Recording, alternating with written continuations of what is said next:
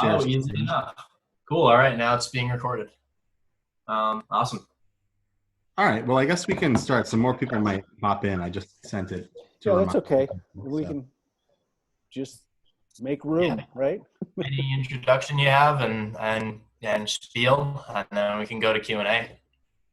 I have a little mini slideshow, so we can Great. do the high tech entertainment here.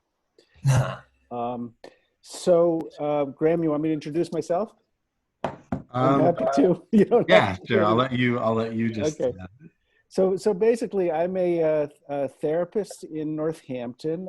Started a ketamine-assisted psychotherapy program over the course of the last year, but we've been seeing patients, clients, whatever, since January. We've probably done about 50 sessions at this point with people doing ketamine-assisted psychotherapy. Let's see, how did I get into this? Just a quick thing, which is probably the most core reason, besides the fact that when I was your age, I was also playing around to some extent with some of these substances as well, being on the tail end of the 60s when I was in high school and early college. Graduated in 1980 from the University of Vermont. But the other reason is because my family actually has a Huntington's disease in it. So my mother and I have two brothers who also have Huntington's disease, which is a neurodegenerative disease. And it inspired me to be on the lookout when I found this out back in the night. I think 2010 was when my mother died. Looking around for what in the world out there is neuroregenerative, what causes nerve cells to actually either replicate or optimizes their connectivity. And started and came across a lot of the research on that Paul Stamets talks about with mushroom research and then LSD and psilocybin. And so I started getting into it from that direction, and then discovered more about how this was applicable to mental health, being what I do, and decided to start a ketamine-assisted psychotherapy program. After I've been regularly attending a group that's similar to this down in at Yale, called the Yale Psychedelic Science Group, for a couple years now, and they have regular speakers, and Raquel Bennett, who runs the CREA Institute in California, near San Francisco, which is a center that does research and encourages, really consults with people who are starting ketamine-assisted psychotherapy programs. And she did a fantastic talk down in at this Yale group a couple of years ago. So that inspired me to kind of really dive in. And ketamine is the only one of all of the psychedelics currently that's legal. So it makes it kind of the only game in town, but it's actually quite appropriate and great to use. It's so I'll do the little slideshow here, and Graham, I'm gonna share the screen so that you can all see it. Let's see, I gotta position it correctly here. All right, so you are not really. great.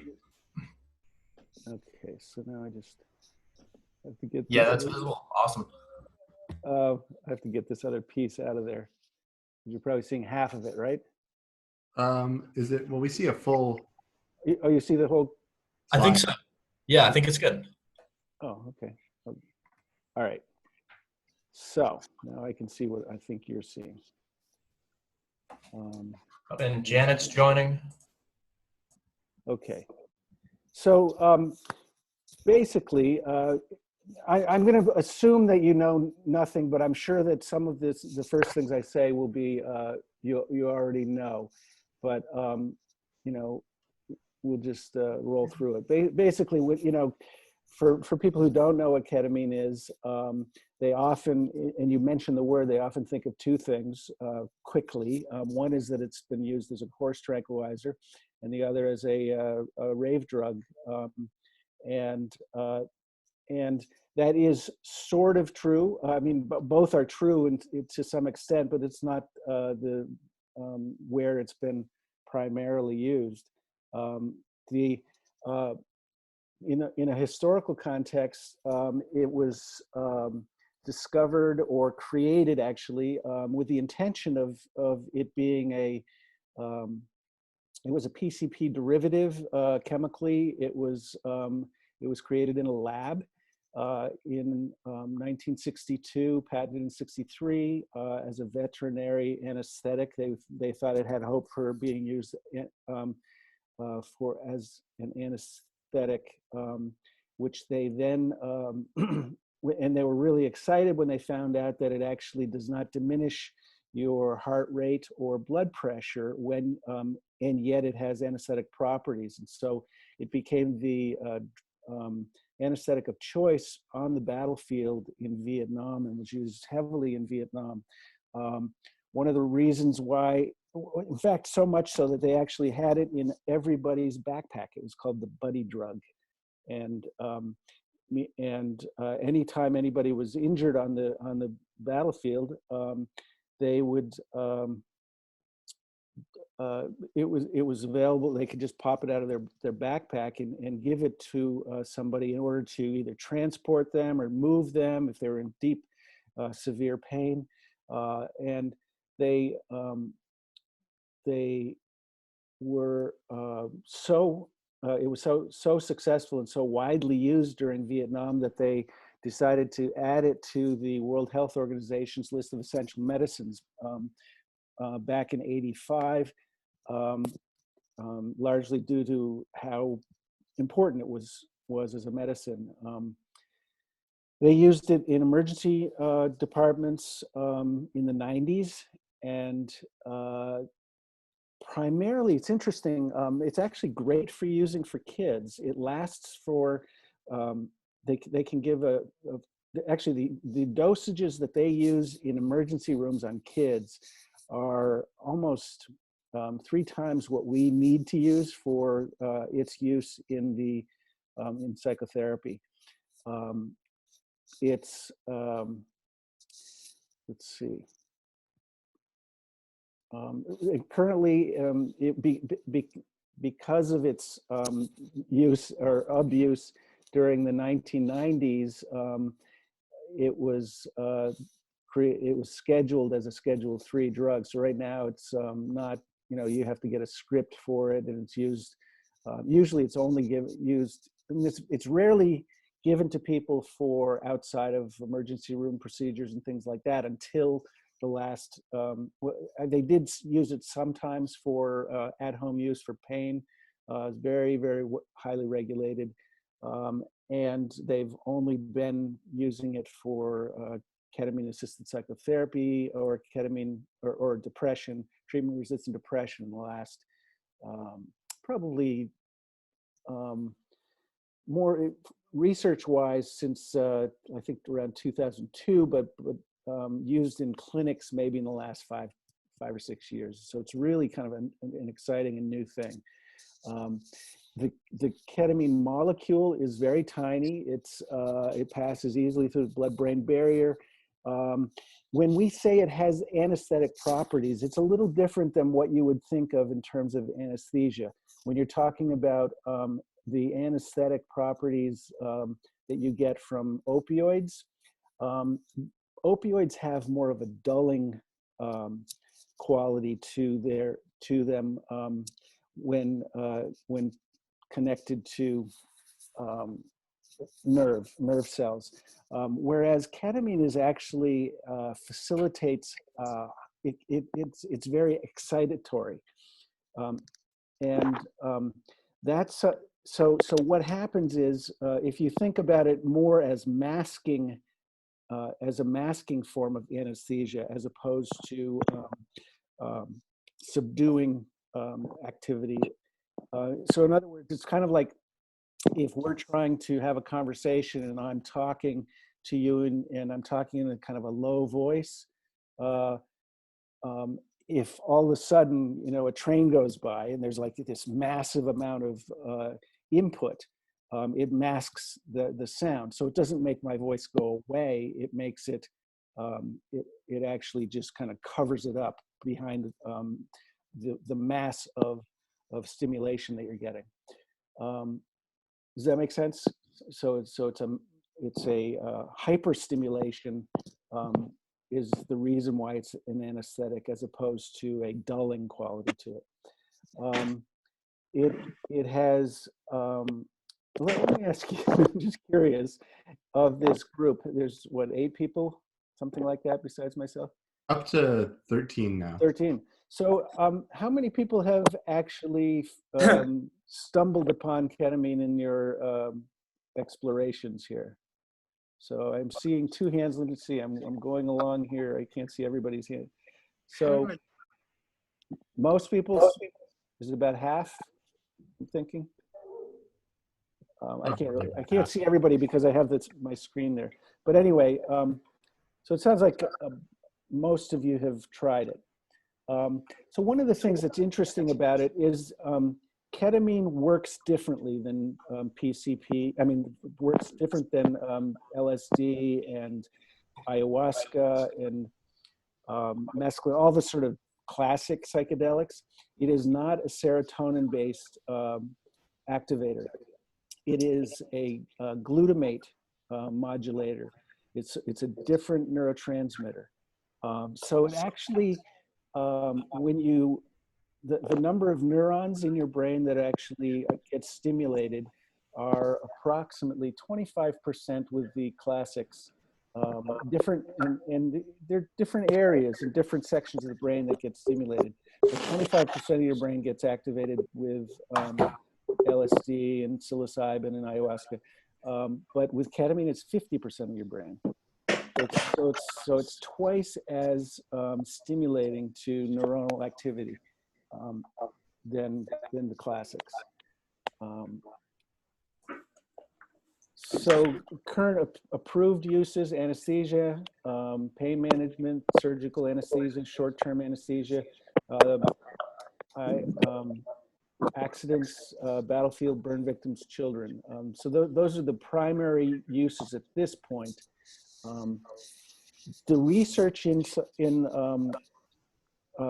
ketamine and generally psychedelics did not really take off until the 1990s. So when they started using it in emergency rooms, they started realizing that there's something to this. They would give ketamine as part of the sort of anesthetic soup that would go into prepping patients in the emergency room, and people who had experienced treatment-resistant depression or various, well, mostly depression was the one that they noticed first, would come out of these procedures, and they would report to their surgeons the next day when they were being checked on about how their recovery process was. And they said, not only do I feel like, I feel okay, but I'm also not as depressed as I used to be. So they started paying attention to this. There was a researcher, I think his name is John Kristol from Yale, who started doing a lot more research in 2002. And you can see how the number of research papers that were generated from 2000 on drastically increased. So basically the thing I was mentioning before, it's a glutamate modulator. It stimulates widespread neuronal activation, and that's the reason why we believe that ketamine has an antidepressant properties to it. And generally, what I would say is disorders where you have what we call neurorigidification, or the idea that you're, if one of the reasons why people are depressed or get into ruminative anxiety, or PTSD or anything that tracks people into sort of thought trenches or thought ruts. You know, that idea of waking up in the morning and having the same kind of negative thoughts looping, you know, all day, or the same negative feelings, all the things that people have when they're kind of in these mental, it's basically over learning or over tracking. You're going down the same road, negative road all the time. And ketamine basically stimulates, you know, all your neuronal activity so that it increases the connectivity and gets you out of those thought ruts. It's like it gives you this, one researcher talks about it as a fresh snow in the landscape. So if you're going down the same road all the time, because it's already packed, you know, you've gone over it and over it, but the problem is it doesn't get you where you want to go. So you take ketamine and it gives you this kind of global, you know, pervasive neuronal stimulation, and you're starting to reconnect old, dormant, unused synaptic connections. So it kind of facilitates this sense of openness.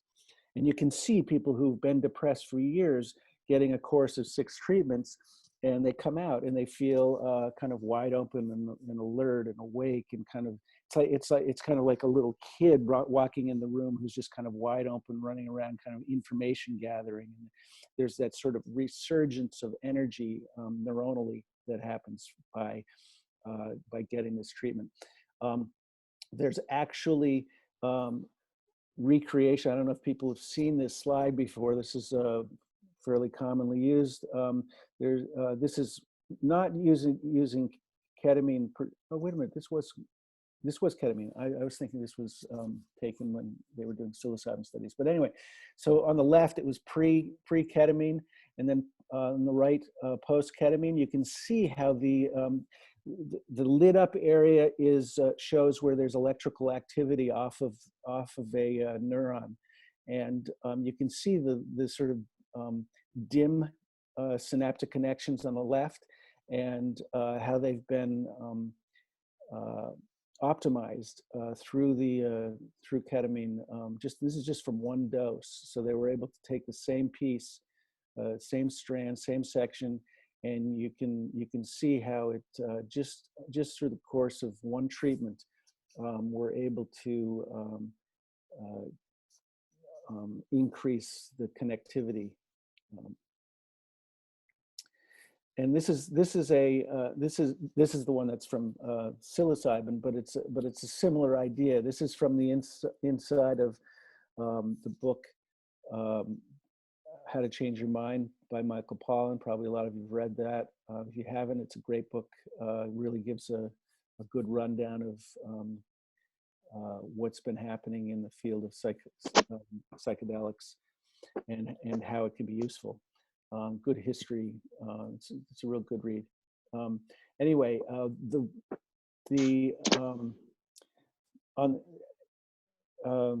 Graham was talking about Robin Carhart Harris. He's a researcher in London. They have a way of measuring the degree of connectivity, or the way different sections of your brain talk to each other, and you can see how on the left, this was done pre-psilocybin, and the right is during a psilocybin trip, and you can see how there's this enhancement of activity in between all sections of your brain. So there's an openness and kind of a reconnection. Somebody's sound needs to go off. It sounds like. Yeah. Sorry about that. It's okay. No big deal.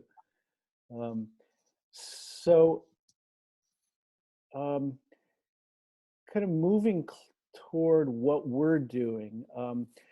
One of the things that happens with psychedelics, including ketamine, is that there's a calming or quieting down of what they call the default mode network, which is the sections of the brain that are responsible for kind of willfulness, mobilization, definition of self. They're all the things that when you talk about sort of being, a strong person in the world, having a sense of identity, being, taking care of yourself, or even having a self. Those are the areas of the brain that are active, and they're actually overproductive. That network is overproductive for people who have depression or high levels of anxiety. They're hyper self-referencing, and so if you can get people out of that, it creates this sense of openness and this capacity to reflect on and be open to new input, which is one of the things that, it's why somebody who's self-conscious at a party is going to have a worse time than somebody who's just curious, or having conversations is much more sort of interrelated. Calming down the default mode network is important for people who have neurorigidified oriented or type disorders, which is what we treat. The disorders on the left here are the disorders that we kind of look for as the ones who where ketamine treatment is most valuable. And as I was saying, these have all in common the fact that they are sort of, the quality is neurorigidification. And so I'm going to scoot past the next few slides and just giving you a quick one thing I just want to say, because I think it's just an important distinction. When I think of these medications, I like to, partially because, I'm trying to reintroduce the legitimacy and validity of using psychedelic medication to the world and a lot of the folks that I have to deal with and talk to on a daily basis are like psychiatrists and doctors and nurses and, people who are in the field who have kind of preconceptions, have lived through the 60s and 70s and, the war on drugs. And, you mentioned something like ketamine assisted psychotherapy and they say, oh, you're interested in legal drug, you're promoting drug use. And so the distinction I like to make is that the same substance can be used in different ways. And the way I like to think about what I would call drug in terms of the negative spin on what that word is that it takes you away from what matters in life.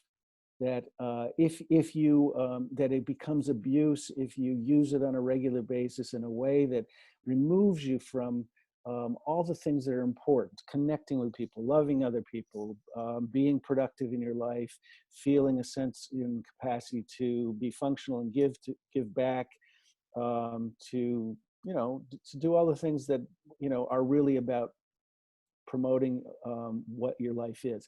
So and that medicine brings you closer to what matters in life. It helps you activate.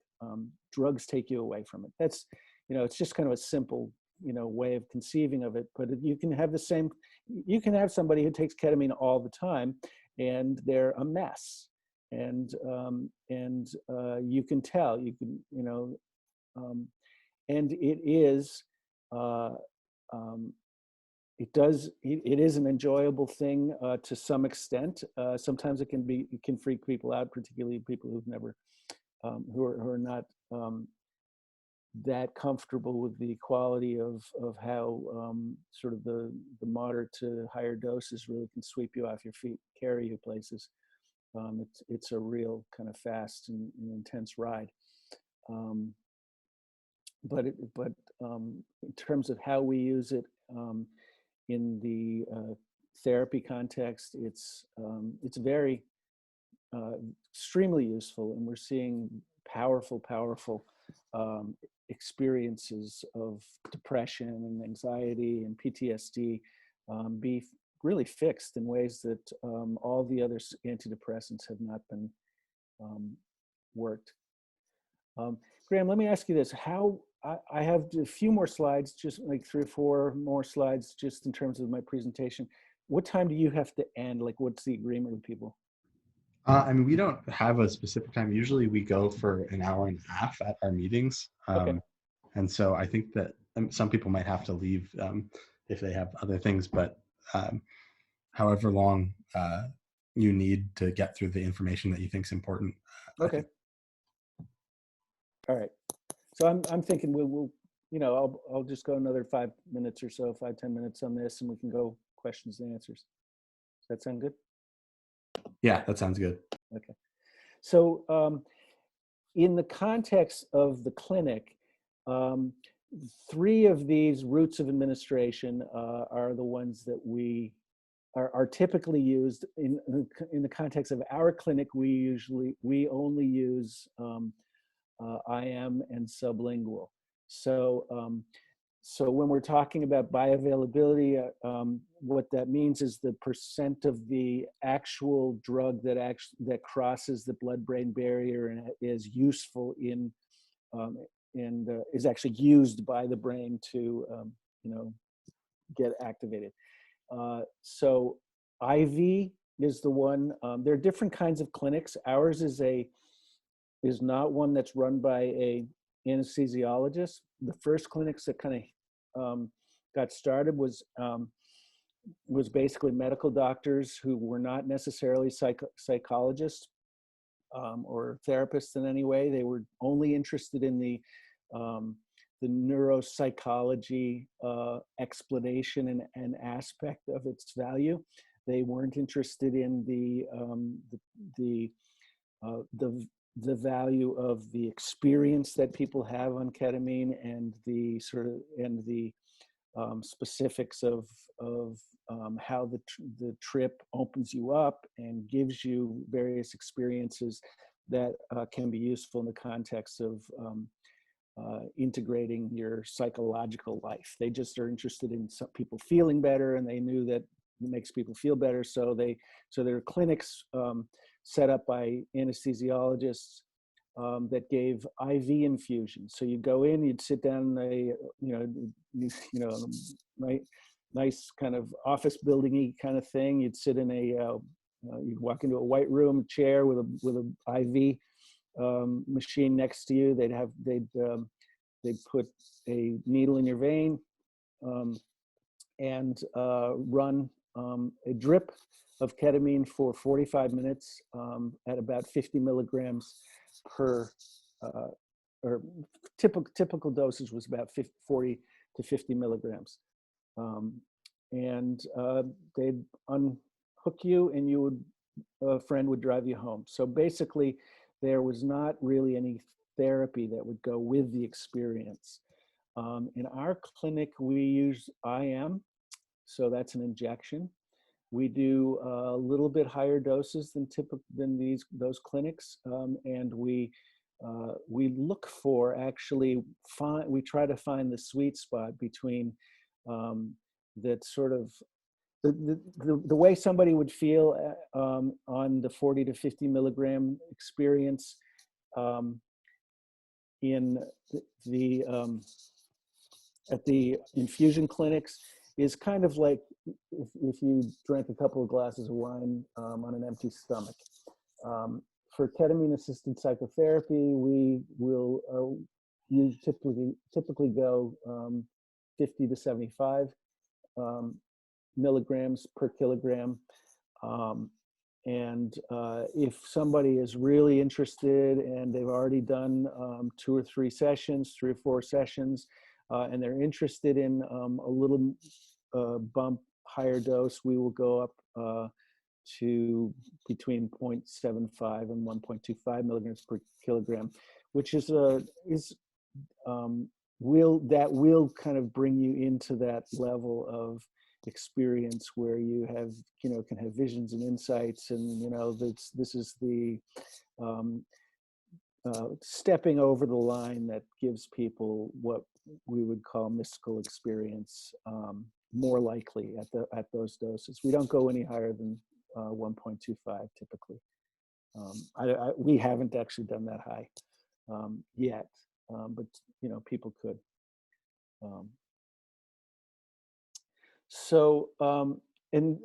And the way that we, so a typical experience that somebody, or if somebody came into our clinic and they were depressed, then they tried every other medication, Prozac, Paxil, sort of a list of SSRI medications that are typical for as antidepressants.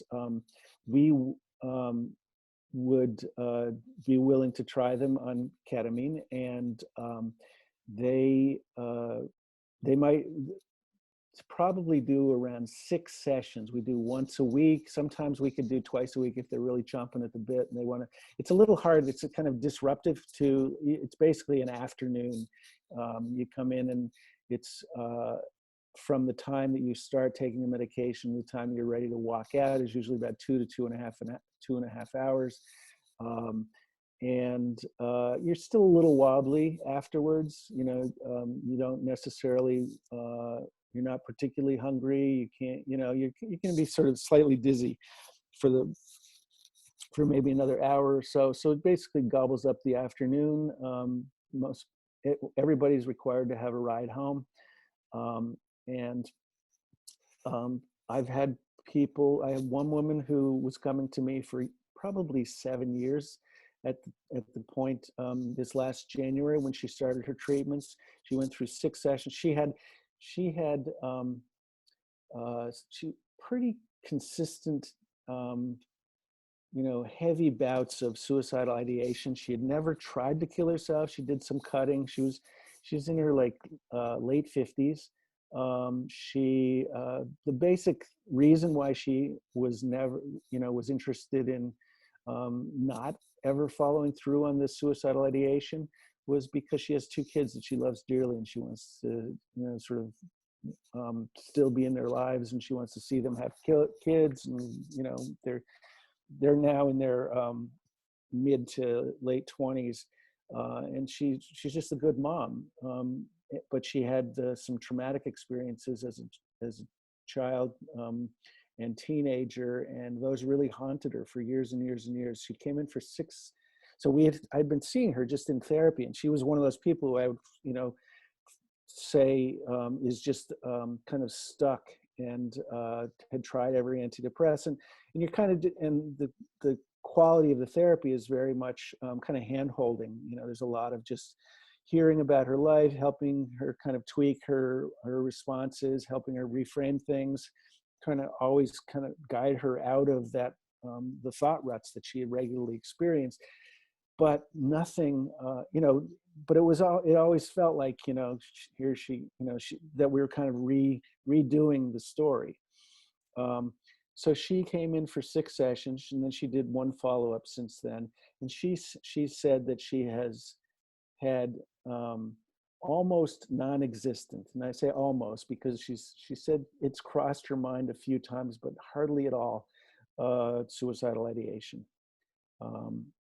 So this is, she's a real success case. It was really powerful for her to have gone through this, and exactly what we're looking for is what happened with her. There are other cases, other people that we've been seeing who are similar kinds of stories, but that's basically it. I just want to go back. We usually start people with the sublingual lozenges. So these are 100 milligram lozenges. They're kind of like little starbursts, and they dissolve under your tongue. They have to stay there for 15 minutes. And then about 20-25 minutes in, people really kind of kick into a trance. We give them, because only 25 to 30% typical bioavailability, we give them, maybe 200 to 300 milligrams of that. And, so that means that they're actually getting about 50 to 75 milligrams into their crossing the blood-brain barrier. If we were giving somebody an injection, we'd give them pretty much straight, 60 to 70 milligrams, 75 milligrams. injection. So anyway, I'm going to, there's such a range that it's all very, very dose dependent. There's such a range in terms of the people's experience. It goes from kind of a light, that light trance to actually people being somewhat more talkative and open, almost like a truth serum, where people convey, they can entertain and talk about material that they ordinarily might never get to or rarely get to in a regular therapy session. And all the way to being really kind of quiet and removed, and actually having this, 35, 40 minutes later, coming out of it and saying they had one of the most powerful, journeys that they've ever had. And they, sometimes if they've had psychedelic experiences in the past, they might report it much more. We try to prepare people if we know what knowing what dose they're going in, based on whether or not we expect they might have some sort of psychedelic aspect to it. Just to give you an idea of what that is, it's it's very sort of kaleidoscopy. It's a lot more fast moving than you might feel on the other psychedelics. Psilocybin and LSD are much more content oriented, where you can kind of go down this rabbit hole of a thought process, whereas ketamine's a little more like you're kind of scooting down a street with scenes from your life on either side, and you're kind of spinning past them, or you might have a thought, but it'll kind of disappear behind all the activity. It's a lot more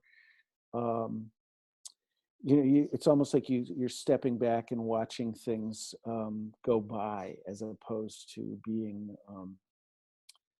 immersed in some intense, kind of wrapped up complex that you might have. So I'm going to stop there, and you can ask anything you want. I'll tell you about, whatever you want to know about doing this work. That was a really great presentation. Thank you. Was this something that you made yourself, or found from different resources? Actually, you mean the slides and everything? Yeah. Yeah, I made the slides myself, but I drew them.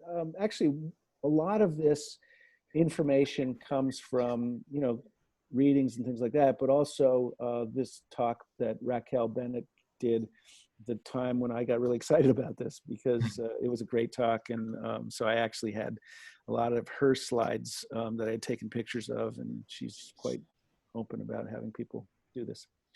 Caroline. Hello. I am wondering what you did before you started doing ketamine assisted therapy. Like, were you a counselor, or were you already a psychiatrist, like prescribing stuff? Actually, I don't prescribe. I'm a licensed social worker. I have a couple master's degree, one in counseling psychology, and the other is a social work degree from Smith. So what I was in private practice for almost 30 years. So from the early 90s until this last year, I've been tapering off my private practice clients. I have partnered with a psychiatrist, local psychiatrist, Bennett Gave, and his wife, Lily Gave. And we started this organization. It's called the Center for Healing Journeys is the name of it. Mm-hmm. Cool. So this is the. So you didn't have to have what credentials did you have to get to be able to administer ketamine? Well, to be able to administer ketamine, you need a psychiatrist. You need a medical doctor. So Dr. Gave does when we do intake interviews, he does half of it, and I do half of it. So my half is basically to educate people about the ketamine, how it feels, how it works, how we do the process. I get their medical history. I don't get their medical history as much, I focus on their psych history, their psych hospitalizations if they've had them, what they're looking for as out of the experience. One of the things that's really critical in terms of it being successful is having the patient be to begin to articulate what patterns do they want to reset in their lives? What are the things that they want to stop doing as much of? And what do they want to develop? What qualities do you want to bring more into your life? How do you want to see things? How do you want to perceive things? And beginning to get them to imagine those things, because as soon as you've optimized their neuronal networks, you're kind of the opportunity to reset patterns is really powerful. So that's how the treatment works. We try to kind of prep the person, the patient to do that. So anyway, I just had a license. So I'm a licensed social worker.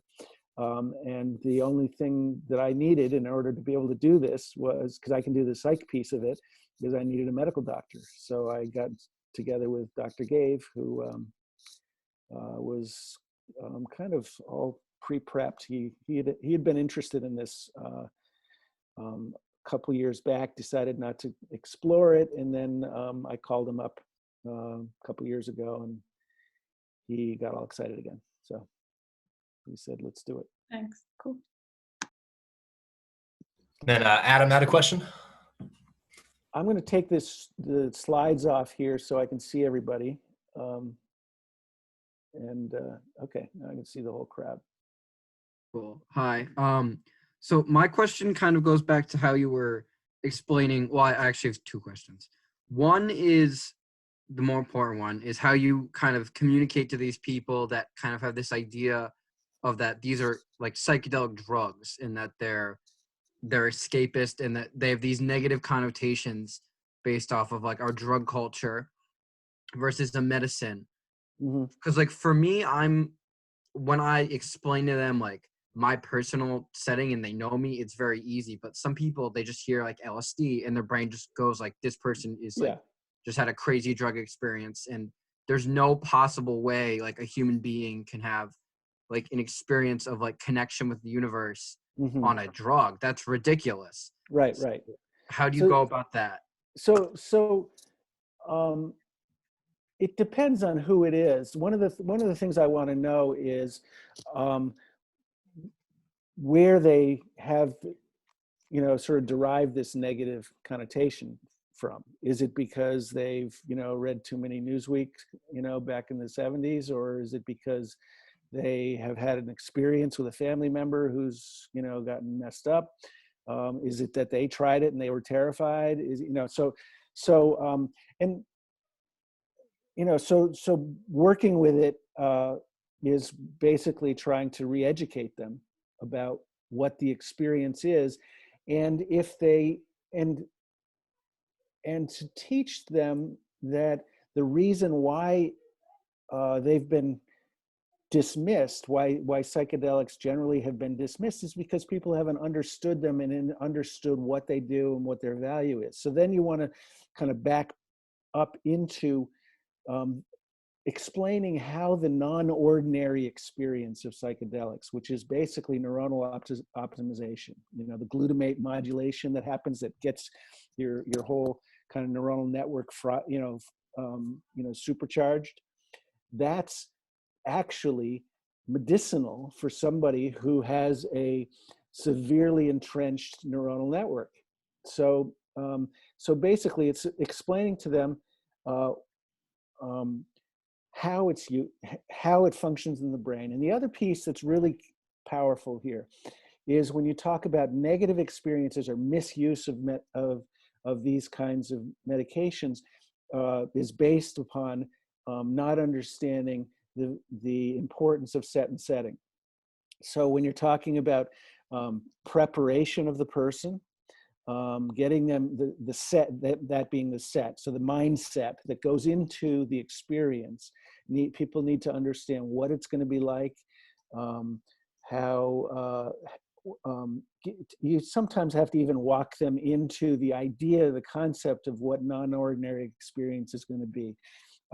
Three phrases that words or phrases that we often say during the course of the experience, particularly with people who have never done this before, is we say you need to be open, you need to let go. In other words, let go of control. Control is, if the more you're trying to control the experience, the more likely you are going to be thwarted by the chemical activity itself, and it's going to take you in places that you're just not going to. It's kind of like you brace for it, and if you're trying to control the experience, you cling up, you tighten, you various hormones that kick into place that make you feel lousy. Like if you're bracing yourself for something versus if you're just kind of feeling like, okay, I'm just going to go with it and see what it's like. So you want people to be curious too. So open, let go, and be curious are things that, if you're sitting with somebody, and you're in a dorm room and you've tried you're doing a psychedelic with somebody who is having a hard time, those are 3 words that are going to help them feel more relaxed. You can say, I'm here. That's the other thing, is the presence. A soothing presence is going to help somebody open up. And the other thing is the setting. Like typically expansive environments are much more, or in permissive environments are going to be much more inducing of a positive experience in psychedelics than a constraining or restrictive environment. Awesome, thank you. And then my second. Can I ask a second? I'll wait a second later. But my second question was more towards the what it's like, the actual experience. So you were saying how it's less like an anesthetic, in that, like, from what I understand, like in anesthetic kind of just like shuts off all sensation, like it just numbs your ability to feel anything. Right. You said this is more of like a masking, so it's like you're still able to, like, you're aware that this perception is there, but it's not this like overwhelming, like jarring noise. Think of it as being unable to focus on one thing anymore. Like, so say you had pain, and you've got a pinpoint, say you're taking a pin and you're pressing it into the palm of your hand. And it just, you start to feel it, and you actually feel, it's starting to really kind of activate the neuronal receptors there that's saying, ouch, that's making you want to feel like, this sucks, I want to stop this. If you are on ketamine at that time, you have so much neuronal activity that's happening that you aren't even able, you might notice that that's happening, but you don't, it's not that it's that you, it's not dulled, it's actually there amidst a massive experience of other stimulation. So in other words, there's so much stimulation that it becomes unimportant or unnoticeable. Probably a good way to understand it is, if you've ever gotten whacked on the arm or something, sometimes your immediate reaction is to rub it. Mm-hmm. Or you see people rub it, and that's not because that really makes the pain go away. It's because it stimulates a bunch of other things on your arm that basically distracts you or gives you, puts your attention on that instead of. It's kind of just like having, like, if you just have like one light on in a dark room, you're going to focus on that light. But if you have a bunch of lights on, it's just like, that's right, washed out. You won't notice that one anymore. Or you might not. Okay. It'll just be part of this larger field of stimulation. So it becomes less powerful. It's interesting, when they were giving ketamine to soldiers in the Middle East, in Iraq, when they would come back, if they were injured on the battlefield, people who had been given ketamine during like post, like right after the experience of getting shot or having, getting maimed or whatever it is that happened,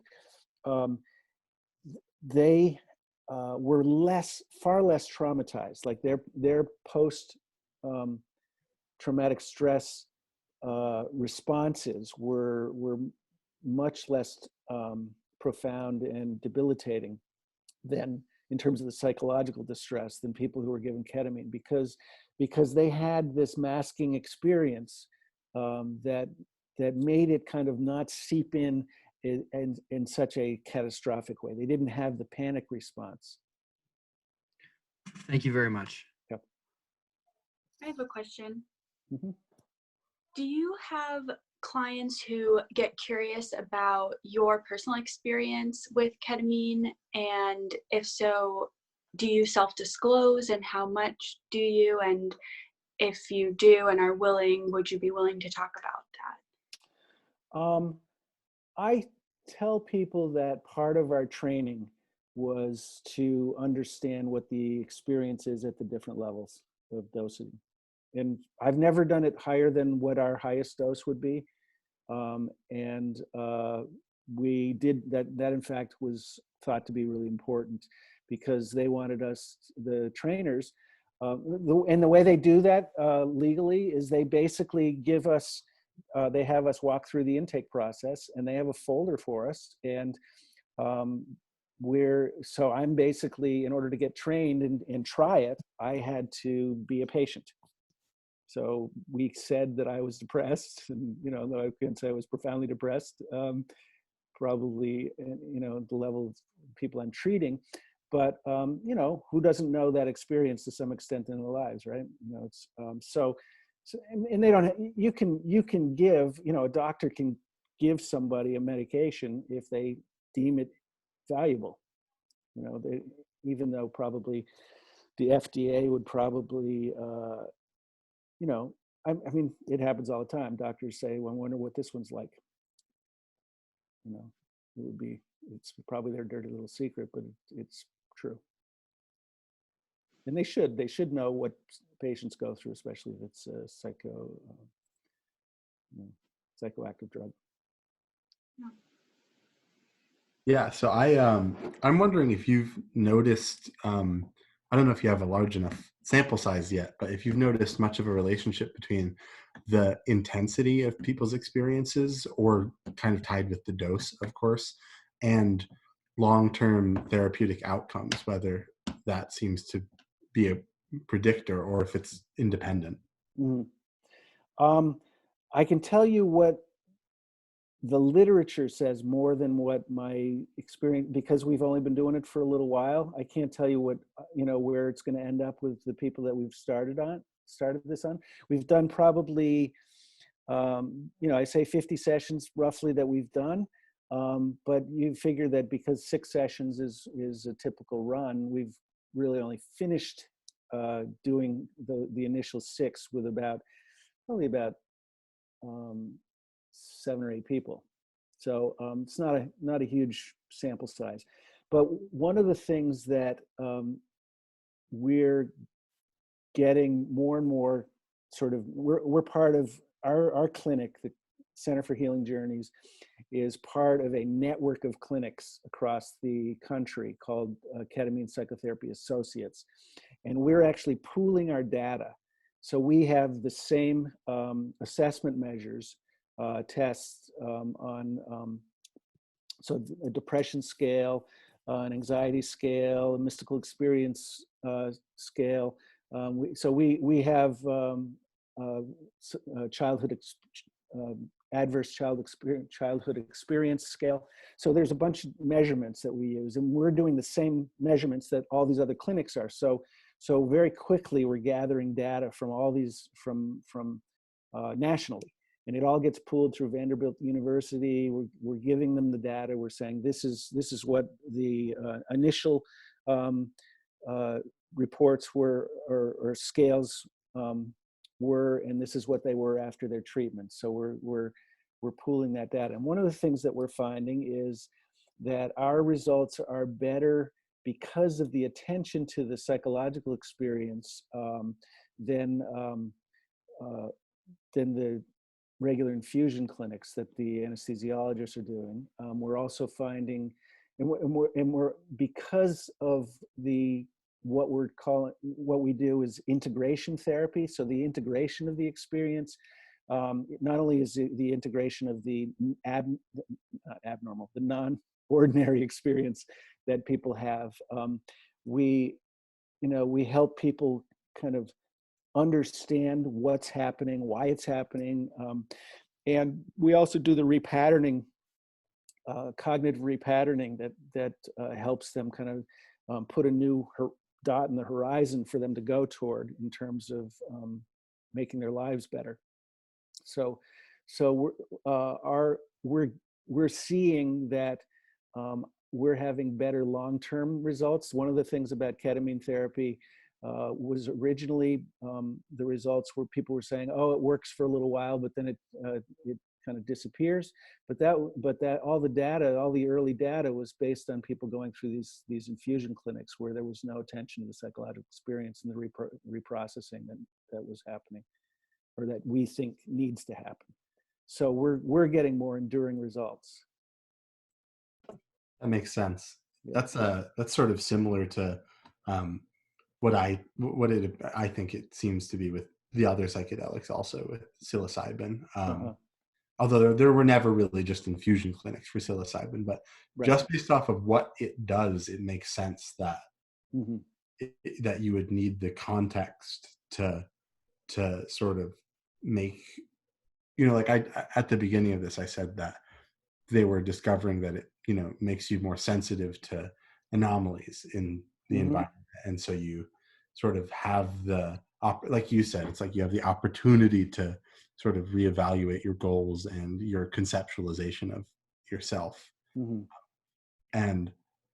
But I think that you can also, like, that detection of anomaly can be oriented towards random things, and that's what a lot of people have experienced, I think, when they do it out in the world, or especially at lower doses. It's like you might see a tree or a rock or a river, and it's that's something sort of, it's much more surprising and astonishing than it normally would be. Mm-hmm. But I think that if you want long-term therapeutic effects, it's important to start to sort of see that, to evaluate that, direct that attention towards yourself. Mm-hmm. Yep. And start to see your own potential. Mm-hmm. So I'm seeing a couple more questions here. I think Carolyn had her hand up first. Okay, and then Homie. Okay, thanks. Yeah, going off of that, I'm curious, because I've seen a couple things about like new medicines or treatments being created from like psilocybin or iboga, that taking away the psychedelic component but using like other things. But I'm wondering if you think that, do you see a day where like psychedelic trips can be like prescribed, like you go to someone and you have the whole... I think one of the debates that is going on now, they actually took ketamine and split the compound in two. I mean, it basically is one of those chemical compounds that has a right and a left as part of it, the molecule. So there's a right half and a left half to the molecule. Ketamine is generic, so the drug companies could not mass produce it and sell it, as something else where they couldn't get the patent for it. So what? Because it was already generic, it had been out in the world and being used on a regular basis as a generic since 1962. So Johnson & Johnson just this last year, it actually was approved back in February of 2019. They took half of the chemical compound, they patented the filtration process and put it into a nasal spray. So there's a nasal spray now that has half the chemical compound of ketamine. It's called Spravato, and it costs $800 a dose. $800. Ketamine generic is like $6 a dose. It's unbelievable, the difference. It's pharmaceutical companies going wild here, and it's not even. And they rushed it through the approval process. There were some studies, and there was some there was some indication that it was effective, but there's certainly no indication there's any more effective. They said that it had, one of the things that they touted it, the way Johnson & Johnson was touting it, was that it had less of a psychedelic effect. It's not even clear that that's true. But they were saying that that was a side effect that was actually not a good thing. And, you know, we don't necessarily believe that we want to get rid of the psychedelic experience of ketamine, because if the issue around it kind of throwing you into non-ordinary experience of, you know, so you have this kaleidoscopic experience for, you know, 45 minutes, that's not such a big deal if you've been in pain, in depressed pain for years and years and years, and that's simply evidence of the neuronal optimization that's occurring. So it's not a big deal. It's like, you know, you're gonna endure the 3 weeks of having to heal up a slice in your arm if you had to have a bone reset. It's not a big deal if you have a psychedelic experience. You have somebody holding your hand and sitting next to you for an hour and a half to 2 hours in a you know, psychotherapist's office, and you've got plants all around, and they're going to give you some apple juice when you come out of it, you know, and talk to you about your experience. It's quite, you know, it's like, well, what are we worried about here? So, I think it's also unclear. There are some people hypothesize that the positive experience itself serves as sort of a reference point that people return to over and over again, mm-hmm. you know, so that gets them through, you know, it's like that gets them through difficult times and reorients them. And it might be totally impossible to get the same therapeutic effects without that intense type of experience. Yeah, I mean, one thing I didn't answer, which you asked earlier, which was the question about dosing and the different experiences that people have kind of going up the scale as you increase. One of the things that's really nice about ketamine is it's fairly predictable.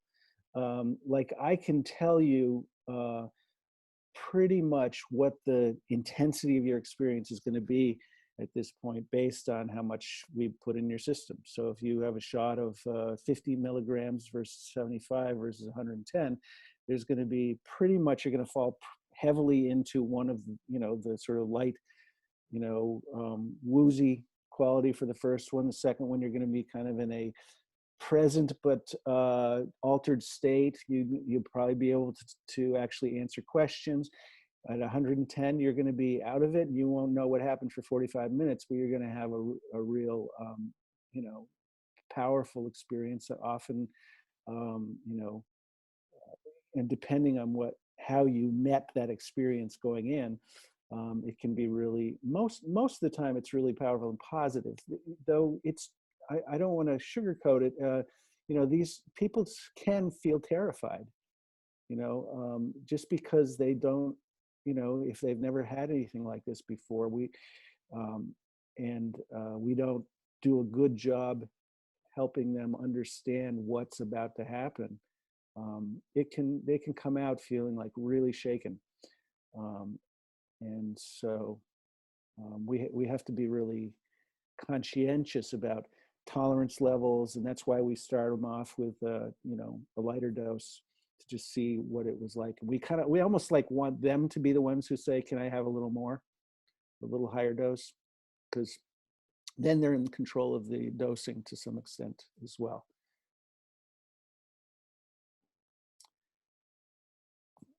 Whoever wants to go. I've already asked, so you can go. Homie? Can't hear you.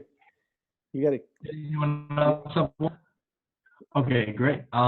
My question is just about insurance and cost for everything. How might someone your average person, not typically wealthy, maybe they aren't earning like six figures, how do they go about paying this?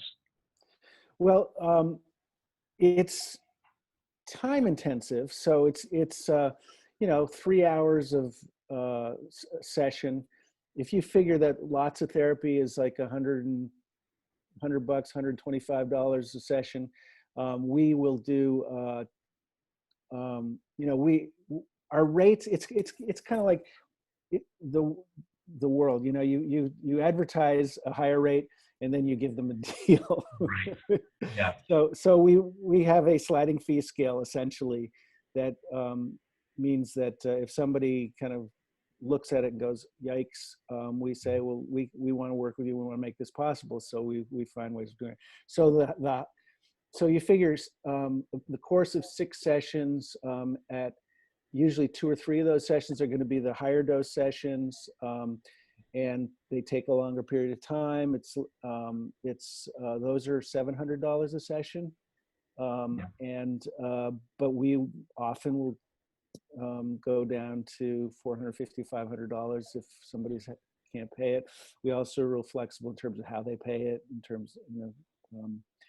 How does insurance classify that in terms of helping? Like, is it something that they help with like a depression prescription sort of deal, or what might that look like? What do you mean?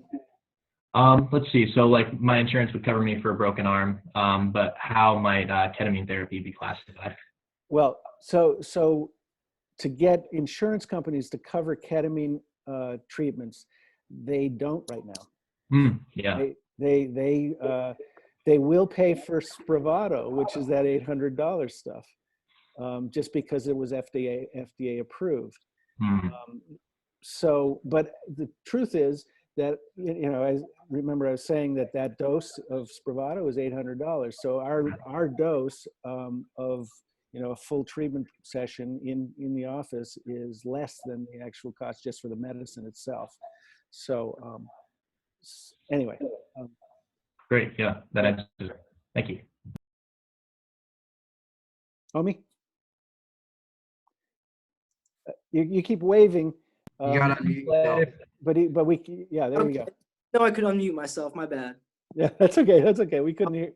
In retrospect, should have probably picked a more professional name, but I have a few questions. I'd rather not bombard anyone, so I just want to ask one right now.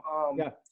I know with crystallized ketamine, there's these things referred to as isomers, I believe it is, and it's like two. I'm not very well versed on it, but I know it's the crystal can form in two not very different ways, but substantially different ways, and the effects are different with each isomer. Mm-hmm. I don't know if that difference presents itself in liquid form and would therefore present itself in a IV psychotherapeutic session. But if it did, what would the difference be like between those two?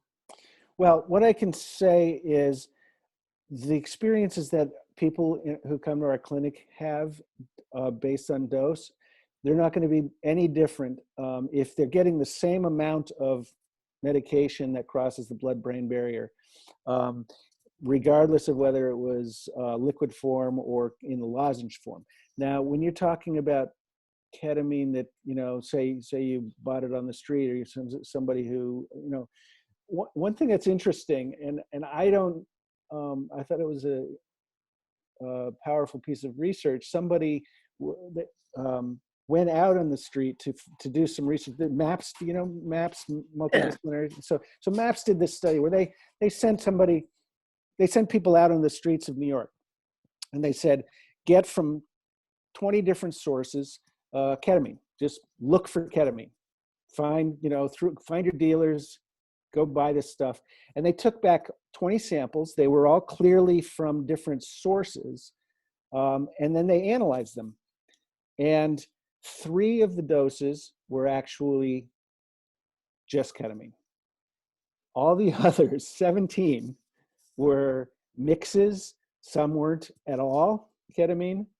And, you know, and so they had other stuff, other things like fillers and stuff like that were mixed in. So not all was, you know, I don't know how much, how much of it was, you know, the fillers or the other stuff was dangerous, but it's important to realize that, you know, the stuff you might get. So when you're talking about the crystal version, the isomers, so that's a term, since I haven't been out there buying this stuff, you know, in a bag that I'm going to snort. I'm, you know, thankfully I have a doctor who can write me a script if I wanted it. And it would come and they would get mixed up by a compounding pharmacy outside of Boston and get mailed. So, and then I'd get these little starbursty looking, you know, treats. So I don't know if what you would take then in that bag would be different than what I'm giving to people in the clinic. All right. Well, I can't. The term isomer is strictly referential to crystal form. Okay. Okay. Thank you. I think that I could be wrong, but I think that the what's the one they prescribed, Peter? S-ketamine. Yeah, well, S-ketamine. So Spravato. I think that there's the two isomers. I think that when you said they split it, yeah, I think that's what is meant by that. Is that one's an S isomer and the other is an R isomer. Yeah, that's right. And then the ketamine that you prescribe that's is both. That isn't FDA. It's racemic is the term. Yeah, it's a mixture of the two. It's both. Yeah. So this will be our last question from Adam, and then we can finish up and let you go, Peter. Hi, thanks again. One, how did the ketamine starburst taste? And then two, going back to kind of what Graham said about like other psychedelic experiences and bringing it back, how do you like recommend? Because like these people have had these very transformative like experiences where it like digs them out of the rut, or like the snow falls, but then you start getting in another different rut. Mm-hmm. How do you recommend, or how do you see people kind of maintaining or cultivating that freshness? Like I try to use meditation, but that kind of in and of itself, the ego tries to like grab onto, and I get in like a own rut for that. So how do you recommend getting or maintaining kind of that snow the best one can? Well, I mean, it's okay if I mean, well, a couple things. The idea, I think meditation is very, very useful because the practice of meditation is basically trying to open up to the field of consciousness itself, to the and that's essentially using, you know, sort of willful presence, chosen presence, as the same kind of thing, that same kind of opening and openness that you have in the context of a meditative practice. A successful moment in meditation is similar to what somebody might be having or trying to achieve with ketamine. So I think of ketamine as actually doing it's kind of like a crash course in meditation. It has the same kind of opening effect. Though I would say that the massive kind of global stimulation that occurs with the ketamine is something that you probably don't get so much of. It's in some ways that's what's happening when you sleep. The reason why you aren't aware of things is because there's this kind of like soft hum of global neuronal activity when you're sleeping. So you're not conscious of anything in particular because you're not focusing, but you have this quiet kind of, all through your brain. That's why you get sort of images and things like that, or, things you've been thinking about, or things that you're ruminating on, all keep kind of showing up. But that happens like in spades with the ketamine experience. And I forget, did I answer your question? I'm trying to remember. Yes, thank you. And then also, how do the ketamine starbursts? The ones that we give, people usually ask for the orange flavored. They don't taste good generally because it's bitter, but it's not so bad. What other flavors do they come in? I think the other one is cherry, but I don't think anybody's asked for cherry. And then one guy asked for unflavored because because we're in the valley and people don't like things chemically So I heard that was horrible. So it's bitter. It's just a bitter flavor. So it doesn't taste so good. It's like eating wax, bitter wax. Thank you. You're welcome. Yeah. Yeah. Thank you from all of us, definitely, for giving us your time and expertise. Sure. All right. Right. Thank you. All right. Take care. Keep up the good work. Thank you, Peter. Yep. Thank you. Take care. While I have you all here, if you could do me personally a huge favor, go on Instagram and follow at Amazonian Allies. It is a deforestation awareness campaign that me and my friend Kristen, who was at our last meeting, are starting, and it's really, really important to us. Put it in the chat. I'll put in the chat. Awesome. Amazonian Allies. I said that privately. I'll put in the chat. But basically, we have this event called Forest Friday.